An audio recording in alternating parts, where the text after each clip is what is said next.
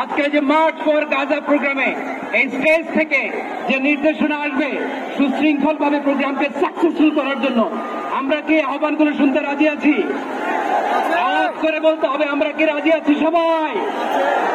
এই যে যুবক ভাইয়েরা, বিশৃঙ্খলা করা যাবে না, আল্লাহর হস্তে আমাদের পুলিশ ভাইরা মাঝখানে আছে, তাদেরকে স্টেজে আসতে দিতে হবে আল্লাহর হস্তে।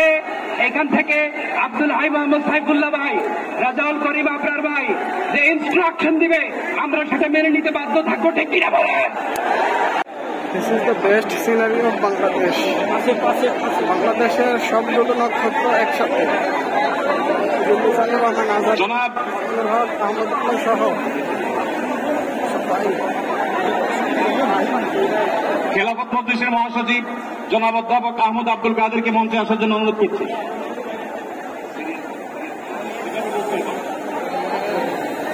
আইন শৃঙ্খলা বাহিনীর প্রতি বিশেষ অনুরোধ করছি, স্টেজের হাতে টানে পিছনের ব্যানার ভেঙে গেছে, পিছনের হাতে স্টেজের ডান পাশে আইন শৃঙ্খলা করছে।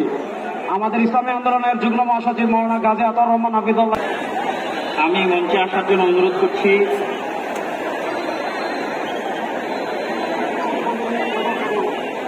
আমি ইসলামিক ফাউন্ডেশনের বোর্ড অফ গভর্নর মৌলানা মুসাদ্দিক বিল্লাল মাদানীকে মঞ্চে আসার জন্য অনুরোধ করছি। দৈনিক আমার দেশের সম্পাদক মাহমুদুর রহমানকে আর এই ঘোষণাপত্রে আমাদের সকলের আজকের বক্তব্য, দয়া করে আমরা শৃঙ্খলা বজায় রাখি। পুলিশ বাহিনী, আইন শৃঙ্খলা বাহিনীর সবাই যেখানে যে আছেন সেখানে অবস্থান করবেন।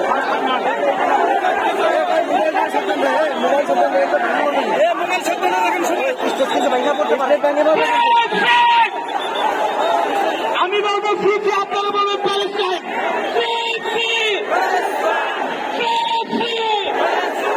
সবার ফেসবুকের পতাকা উপরে রাখতে চাই। সবাই বসেন, সবাই বসেন, সবাই বসে যান, সবাই বসেন, সবাই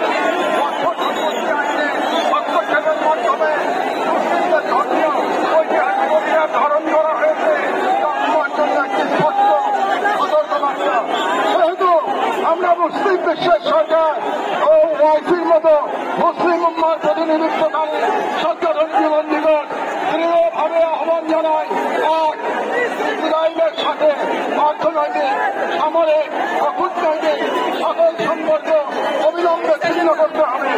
দুই, মাওবাদী রাষ্ট্রের বিরুদ্ধে চারিত্রিক অপরাধ ও নিষেধাজ্ঞা আরোপ করতে হবে। তিন, গাজার মুসলিম জনগণের পাশে চিকিৎসা, খাদ্য, আবাসন, প্রতিরক্ষা সহযোগিতা সহ সর্বাত্মক সহযোগিতা নিয়ে দাঁড়াতে হবে। চার, আন্তর্জাতিক পর্যায়ে ইসরায়েলকে এক ঘরে করতে সক্রিয় কূটনৈতিক অভিযান শুরু করতে হবে।